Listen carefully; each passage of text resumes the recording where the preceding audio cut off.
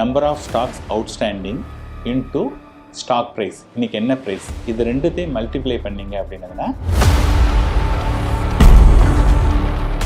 First company Reliance Industries, அதோடைய மதிப்பு வந்து 21 லட்சம் கோடி. அதுக்கப்புறம் 2, 3, 4 இருக்குது. 100வது கம்பெனி வந்து பார்த்திங்கன்னா இன்றைக்கி அதில் வந்து ஆக்சிடென்ட்ஸும் ஜாஸ்தி. ஏன்னா சில சின்ன கம்பெனி வந்து நாளைக்கு வந்து 0 ஆகிறதுக்கு கூட சான்ஸ் இருக்குது. ஆரம்பத்துலேருந்தே ஒரு குழந்தை பேரில் நீங்கள் இன்வெஸ்ட் பண்ணும்போது குழந்தைங்களுக்கு நமக்கு வந்து அந்த சேமிப்பையும் நம்ம கற்றுக் கொடுக்கணும். 10 வருஷத்தில் வந்து இன்னி தேதிக்கு 50 லட்ச ரூபா. அதனால் நீங்கள் வந்து 1 கோடி ரூபா அன்னைக்கு சேர்க்கணும்னு நினைக்காதீங்க. இன்றைக்கி எனக்கு 1 கோடி ரூபா கிரெடிட் கார்டில் வாங்கலாம். பட் என்னென்னா பே பண்ணுறது யார்? நம்ம தானே பே பண்ணணும். நமக்கு வந்து பே பண்ணக்கூடிய கெப்பாசிட்டி இல்லை அப்படின்னதுன்னா அதே போல் இந்த எம்எஃப் அப்படின்றது ஃபார்முலா என்ன, மியூச்சுவல் ஃபண்ட் அப்படிங்கிற ஒரு விஷயமா அதில் எம்எஃப்னு தனியாக ஒரு ஃபார்முலா இருக்குது. இல்லை, எம்எஃப்னா மியூச்சுவல் ஃபண்டு தான். ஓகே, அதாவது மியூச்சுவல் ஃபண்டை வந்து ஷார்ட்டாக நம்ம என்ன சொல்லுவோம்னா எம்எஃப் சொல்லுவோம். எம்எஃப்ல போட்டிருக்கீங்களா அப்படின்னு சொல்லிட்டு, அதுதான் மியூச்சுவல் ஃபண்டுங்கிறது. அதே மாதிரி small cap, mid cap, flexi gap இதெல்லாம் வந்து இன்வெஸ்ட் பண்ணுறது அப்படிங்கிறது எப்படி பார்த்து இன்வெஸ்ட் பண்ணணும் அப்படிங்கிற விஷயம். ஓகே, இப்போ வந்து பார்த்தோன்னா ஸ்டாக் மார்க்கெட்டில் வந்து ஒரு கம்பெனியுடைய வேல்யூ, அந்த வேல்யூ எப்படி அரைவ் பண்ணுறாங்க அப்படின்னா எவ்வளவு ஸ்டாக்ஸ் அந்த கம்பெனியை வந்து number of stocks outstanding into stock price, இன்றைக்கி என்ன ப்ரைஸ், இது ரெண்டுத்தையும் மல்டிப்ளை பண்ணிங்க அப்படின்னதுன்னா அதுதான் அதோடைய வேல்யூ. இப்போ ஃபார் எக்ஸாம்பிள் நான் சொன்னேன் இல்லையா, 3200 ரூபாங்கிறது இன்றைக்கி ரிலையன்ஸ் ஷேருடைய ப்ரைஸ். ரிலையன்ஸ் ஷேர் ப்ரைஸ் 3200 ரூபா. அது வந்து ஒரு லெட்டஸே ஒரு 4 கோடி ஸ்டாக்ஸ் இருக்குன்னா 4 கோடி இன்ட்டு 3200, இதுதான் வந்து அந்த கம்பெனியுடைய மதிப்பு. இந்த மாதிரி அல்ஃபபெட்டிக்கல் அந்த மாதிரி எது ஹையஸ்ட்டோ அந்த ஆர்டரில் பண்ணியிருக்காங்க. அப்போ வந்து இன்றைக்கி ஃபஸ்ட்டு கம்பெனி ரிலையன்ஸ் இண்டஸ்ட்ரீஸ், அதோடைய மதிப்பு வந்து 21 லட்சம் கோடி. அதுக்கப்புறம் 2, 3, 4 இருக்குது. 100வது கம்பெனி வந்து பார்த்திங்கன்னா இன்றைக்கி ரஃப்லி அபவுட் 70,000 கோடி வந்து 100வது கம்பெனியே இருக்குது. ஸோ இந்த 100 கம்பெனிக்குள்ளே நம்ம ஸ்டாக்கை எடுத்தோம் அப்படின்னா, இந்த 100 கம்பெனி ஸ்டாக் இருக்கு இல்லையா, இது நம்ம எடுத்தோம் அப்படின்னதுன்னா அது வந்து லார்ஜ் கேப் அப்படின்னு சொல்லுவாங்க.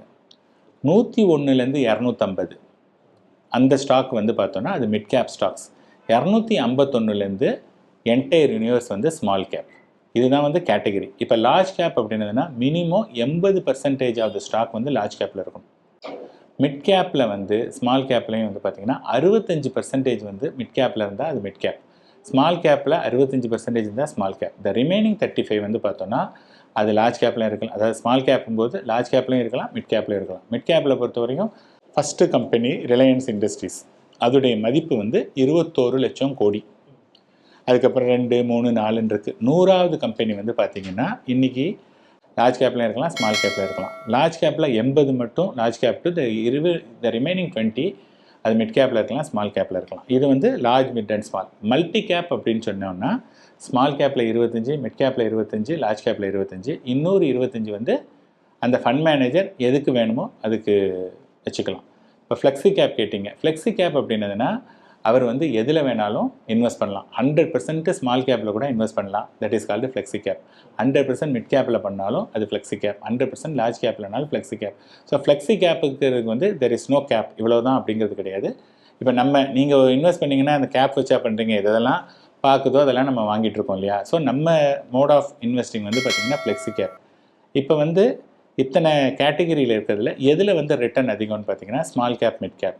ஏன் அதில் ரிட்டர்ன் ஜாஸ்தி அப்படின்னதுன்னா லார்ஜ் கேப்பில் 100 கம்பெனி தான் இருக்குது, மிட் கேப்பில் இன்னொரு 150 தான் இருக்குது. 251லேருந்து 5000 இந்த ஸ்டாக் எல்லாமே வந்து ஸ்மால் கேப். அதனால் ஹியூஜ் ஸ்டாக் ஆப்பர்ச்சுனிட்டி வந்து அங்கே இருக்குது. அதே சமயத்தில் அதில் வந்து ஆக்சிடென்ட்ஸும் ஜாஸ்தி. ஏன்னா சில சின்ன கம்பெனி வந்து நாளைக்கு வந்து 0 ஆகிறதுக்கு கூட சான்ஸ் இருக்குது. அதனால தான் நம்ம இண்டிவிஜுவலாக இன்வெஸ்ட் பண்ணோன்னா நமக்கு ரிஸ்க்கு ஜாஸ்தி. அதே இது ஒரு மியூச்சுவல் ஃபண்டில் பண்ணும்போது அந்த ஃபண்ட் மேனேஜர் இன்வெஸ்ட் பண்ணும்போது என்னென்னா இது மாதிரி ரொம்ப சின்ன கம்பெனிலாம் இன்வெஸ்ட் பண்ண மாட்டாங்க. அவங்க ஓரளவுக்கு பார்த்து பண்ணுறதுனால we are getting a better return. இன்னைக்கு வந்து பிறந்த குழந்தைங்கலேருந்து இன்வெஸ்ட்மெண்ட்டும் சேவிங்ஸும் பண்ணணும் அப்படின்னு சொல்லி மக்கள்லாம் வந்து இது பண்ணிட்டு இருக்காங்க, பார்த்துட்டு இருக்காங்க. அவங்களுக்கு அந்த மாதிரி குழந்தைங்களுக்கு எப்படி இன்வெஸ்ட் பண்ணலாம், எதில் சேவிங்ஸ் மாதிரி பண்ணலாம்? இப்போ வந்து பார்த்தோன்னா ஒரு குழந்தை பிறந்திருக்கு அப்படின்னு சொன்னதுன்னா, இப்போ வந்து எப்போ வந்து நமக்கு அந்த மணி தேவைப்பட போகுது அப்படின்னா, அந்த குழந்தையுடைய ஹையர் எஜுகேஷன். இன்றைக்கி தான் குழந்தை பிறந்ததுன்னா 18 வருஷம் கழிச்சு தான் தேவைப்பட போகுது, அல்லது 25 வயசில் தான் கல்யாணம் பண்ண போகிறோம். இப்போ 18 வருஷம் கழித்து இன்றைக்கி இருக்கக்கூடிய செலவு வந்து இன்றைக்கி வந்து ஃபார் எக்ஸாம்பிள் இன்றைக்கி 25 லட்ச ரூபா வந்து ஒரு இன்ஜினியரிங்க்கு 4 வருஷத்துக்கு ஆகக்கூடிய செலவு. ஓகேங்களா? அட் த ரேட் ஆஃப் 7% இன்ஃப்ளேஷனில் வந்து பார்த்திங்கன்னா இன்னும் 18 இயர்ஸ் கழிச்சு அது வந்து 95 lakhs ஆகிடும். இப்போ 25 வந்து என்னது 95 lakhs ஆகிடுது. அப்போ நம்ம ஐயோ 95 lakhs அப்படின்னு பயப்படுறத விட வெறும் 10,000 ரூபா மாதம் இன்றைக்கி சேர்த்தோம் அப்படின்னாலே அந்த 95 lakhs நம்ம வந்து மீட் அவுட் பண்ணி முடியும். ஸோ குழந்தைங்க பிறந்த உடனேயே நீங்கள் வந்து இன்வெஸ்ட் பண்ணும்போது இதில் 2 அட்வான்டேஜ். ஒன்று வந்து என்னென்னா, இது மாதிரி பண்ணிகிட்டு இருக்கும்போது இந்த குழந்தைக்கு வந்து ஒரு 7-8 வயசில் வந்து ஓரளவுக்கு விவரம் தெரியும். இப்போ அந்த குழந்தை பார்க்குது, அப்பா என் பேரில் வந்து ஒரு 1 லட்ச ரூபா இருக்குது, 2 லட்ச ரூபா இருக்குது அப்படிங்கிற விஷயத்த பேரண்ட்ஸ் சொல்லும்போது என்னென்னா, அந்த குழந்தைக்கு ஓகேப்பா இந்த இடத்துல நம்ம போட்டால் பணம் வருது அப்படின்னு சொல்லிட்டு அந்த குழந்தை எல்லாத்தையும் ஒரு பொம்மையோ அல்லது வேறு இதில் ஸ்பெண்ட் பண்ணுறதை விட அந்த குழந்தைக்கு வந்து என்னென்னா, நீங்கள் இன்டைரக்டாக you are cultivating the habit of savings. அந்த குழந்தை என்ன சொல்லுன்னா, இது க்ரோ ஆகிருக்கா, அப்பா என்கிட்ட ஒரு 5000 ரூபா இருக்குல்ல, தாத்தா கொடுத்தாங்க, பாட்டி கொடுத்தாங்க, அங்கிள் கொடுத்தாங்க, இதை நீ ஃபண்டில் போட்டுட்டு நான் வந்து க்ரோ ஆகுது அப்படின்னு பார்க்கும்போது என்னென்னா, you are cultivating the habit of savings. அதை விட்டுட்டு எல்லாமே நம்மளே பண்ணிகிட்டு இருக்கும்போது என்ன ஆச்சுன்னா, அந்த குழந்தைக்கு வந்து அதோடைய வேல்யூவே தெரியல. அதனால அது வந்து வேலைக்கு சேர்ந்தவொடனே இஷ்டத்துக்கு காசை செலவு பண்ண ஆரம்பிச்சிடறாங்க, இன்னைக்கு இருக்கக்கூடிய யூத் மாதிரி. அதனால் ஆரம்பத்துலேருந்தே ஒரு குழந்தை பேரில் நீங்கள் இன்வெஸ்ட் பண்ணும்போது குழந்தைங்களுக்கு நமக்கு வந்து அந்த சேமிப்பையும் நம்ம கற்றுக் கொடுக்கணும். சார், சாதாரண நடுத்தர வர்க்கமாக இருக்கிறவங்களுக்கு வந்து இப்போ அல்டிமேட் அச்சீவ்மெண்ட்டாக அப்படின்னு இருக்கும் அப்படின்னு பார்த்தீங்கன்னா, ஒரு 1 கோடி ரூபாய் சம்பாதிச்சிட்டா நான் லைஃப்பில் செட்டில் அப்படின்ற மாதிரி ஒரு தாட் இருக்கும். அதே போல் பார்த்தீங்கன்னா, இன்றைக்கி இருக்கிற பேங்க்கும் பார்த்தீங்கன்னா குரோர்பதி ஸ்கீம் அப்படிலாம் வந்து வெளியிடுறாங்க. இப்போ 1 கோடி ரூபாய் ஒருத்தர் வந்து நான் வந்து இன்வெஸ்ட் பண்ணி இல்லை சேவிங்ஸ் பண்ணணும், ரிட்டர்ன்ஸாக எடுக்கணும் அப்படின்னா என்ன பண்ணணும்? இல்லை, இப்போ நீங்கள் வந்து கோடீஸ்வரர் அப்படிங்கிறது வந்து என்னென்னா, அது எத்தனை வருஷத்தில் கோடீஸ்வரருங்கிறது பார்க்கணும். ஒரு காலத்தில் வந்து லட்சாதிபதி அப்படின்னாங்க. நீங்கள் பிறக்கும் போதெல்லாம் வந்து பார்த்திங்கன்னா ஒரு லட்சாதிபதி அப்படின்னது. இன்றைக்கி வந்து கோடீஸ்வரன் அப்படிங்கிறாங்க. நாளைக்கு வந்து இன்னும் 100 கோடி உள்ளது தான் வந்து பெருசு அப்படிங்கிற மாதிரி இருக்கும். அப்போ நீங்கள் வந்து என்னென்னா ஒரு நம்பரை அப்படியே வச்சுக்காதீங்க. ஃபார் எக்ஸாம்பிள் 1 கோடி ரூபான்னு சொல்கிறீங்க இல்லையா, 1 கோடி ரூபாய் வந்து at the rate of 7% inflation. ஓகேங்களா? 10 வருஷத்தில் என்ன ஆகிடுதுன்னா, இன்றைக்கி 1 கோடிங்கிறது 10 வருஷத்தில் அதோடைய வேல்யூ 50 லட்சம். அடுத்த 10 வருஷத்தில் வந்து பார்த்திங்கன்னா 25 லட்சம். அடுத்த 10 வருஷத்தில் வந்து பார்த்திங்கன்னா 12.5 லட்சம். ஸோ இன்றைக்கி நம்ம என்ன சொல்கிறோன்னா, ஒருத்தர் 1500 ரூபா சேர்த்தாங்கன்னா 30 வருஷத்தில் கோடீஸ்வரர் ஆகிடலாம். ஆனால் அன்றைக்கி அந்த 1 கோடியுடைய வேல்யூ என்ன தெரியுமா? 12.5 லட்சத்துலேருந்து 15 லட்சம். இன்றைக்கி 12.5 லட்சம் பெரிய மணியா? 12 லட்சங்கிறது குட் மணி, ஆனால் பெரிய மணி கிடையாது.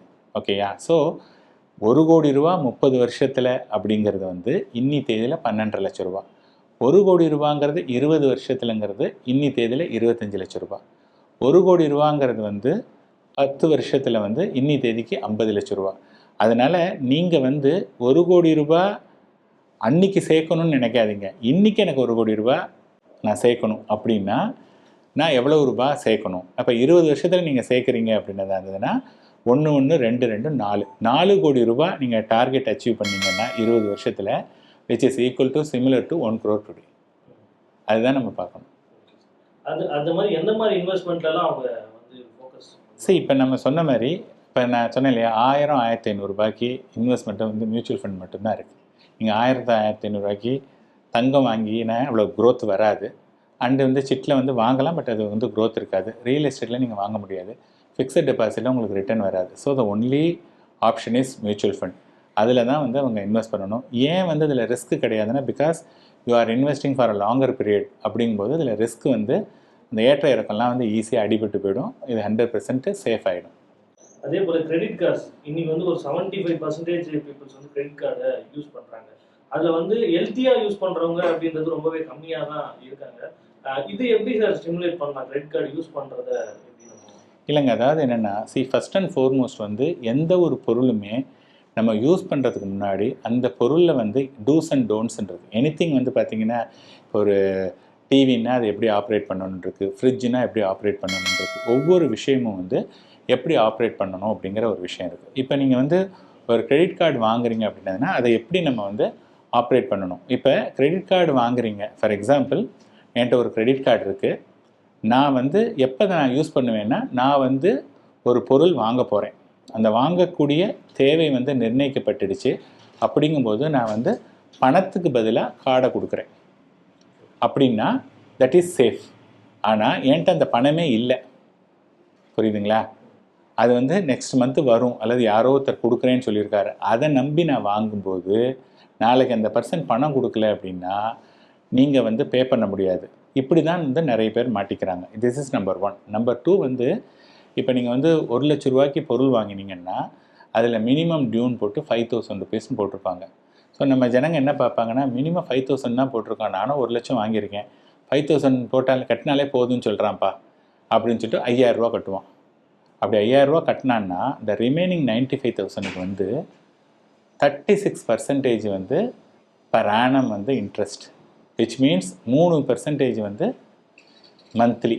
அப்போ என்ன ஆகும்னா, இந்த 5,000 கட்டினார் இல்லையா, அடுத்த மாதம் எந்த பொருளுமே வாங்கலைன்னாலே இந்த 95,000க்கு 3%, விச் இஸ் 3,000 ருபீஸ் வந்து ஆட்டோமேட்டிக்காக ஆட் ஆகிடும். ஓகேங்களா? ஸோ இதில் வந்து இந்த மினிமம் டியூவில் நிறைய பேர் வந்து மாட்டிக்கிறாங்க. அதுக்கப்புறம் எல்லோரும் என்னென்னா, சார் கிரெடிட் கார்டு இருக்குது, கிரெடிட் கார்டுனால ஒரு பொருள் வாங்கிடலாம், ஒரு ஐஃபோன் வாங்கிடலாம் அல்லது ஒரு லேப்டாப் வாங்கிடலாம் அப்படின்னு சொல்லிட்டு எல்லாம் வாங்குறாங்க. இப்போ கிரெடிட் கார்டில் வாங்கலாம், பட் என்னென்னா பே பண்ணுறது யார்? நம்ம தானே பே பண்ணணும். நமக்கு வந்து பே பண்ணக்கூடிய கெப்பாசிட்டி இல்லை அப்படின்னதுன்னா அதை வாங்குறத அவாய்ட் பண்ணணும். இது வந்து நமக்கு யூஸ் பண்ண தெரியாமல் கிரெடிட் கார்டு மோசம் அப்படின்னு சொல்கிறதுல பிரயோஜனமே கிடையாது. Credit card is good provided if you know how to use it. உங்களுக்கு யூஸ் பண்ண தெரியாமல் கிரெடிட் கார்டு மோசம் அப்படின்னு பேசுகிறது வந்து சரியான வாதமாகவே இருக்காது. சார் ஃபைனலாக எஸ்ஐபி பெஸ்ட்டா இல்லை லம்சம் பெஸ்ட்டா? ஸோ இப்போ வந்து பார்த்தோம்னா எஸ்ஐபி பெஸ்ட்டா லம்சம் பெஸ்ட்டா அப்படிங்கிறது வந்து it's a ever lasting debate. இப்போ நீங்கள் வேலை பார்க்குறீங்க, வேலை பார்க்கும்போது என்ன ஒரு 20,000 30,000 சம்பாதிக்கிறீங்க. அப்போ 30,000 சம்பாதிக்கிற ஆள் உங்களால் மாதம் 2,000 4,000 5,000 அந்த மணியை தான் எடுத்து வச்சு இன்வெஸ்ட் பண்ண முடியும். அப்போ that goes for a SIP. புரியுதுங்களா? இப்போ நான் ஒரு பிஸ்னஸ் மேன், என்கிட்ட வந்து மாதம் இந்த 30,000 வராது. இந்த மாதம் எனக்கு ₹1,00,000 வரும், அடுத்த 2 மாதம் எனக்கு பணமே வராது, திருப்பி 1,00,000 வரும். ஸோ எனக்கு வந்து ரெகுலர் கேஷ் ஃப்ளோ கிடையாது. அப்போ நான் என்ன பண்ணுறேன், எனக்கு 1,00,000 வருதா, அதில் நான் ஒரு 10,000 20,000 ஒன் டைமாக போட்டுடுறேன். புரியுதுங்களா? அப்போ எஸ்ஐபி பெஸ்ட்டா லம்சம் பெஸ்ட்டான்னு கேட்குறத விட எது உங்களால் முடியும், எது பெட்டர் அப்படின்னு சொன்னதுன்னா டூயிங் போத். நான் மாதம் 1,000 2,000 சேர்த்துட்ருக்கேன், திடீர்னு எனக்கு ஒரு 5,000 வருது 10,000 வருது, அதை நான் இன்வெஸ்ட் பண்ணுறேன். ஸோ இது வந்து எய்தர் ஆர் கிடையாது. இது வந்து அது பேர் என்ன, திஸ் அண்ட் தட், அதாவது இதுவும் அதுவும், இது அல்லது அது கிடையாது, இதுவும் அதுவும், அப்படி தான் நம்ம எடுத்துக்கணும். ஸோ எஸ்ஐபி ப்ளஸ் லம்சம் அதுதான் வந்து better combination. Okay sir, thank you sir. நிறைய டவுட்ஸ் அண்ட் கிளாரிட்டியை வந்து கொடுத்தீங்க மியூச்சுவல் ஃபண்ட். நன்றி சார். நன்றி, தேங்க்யூ.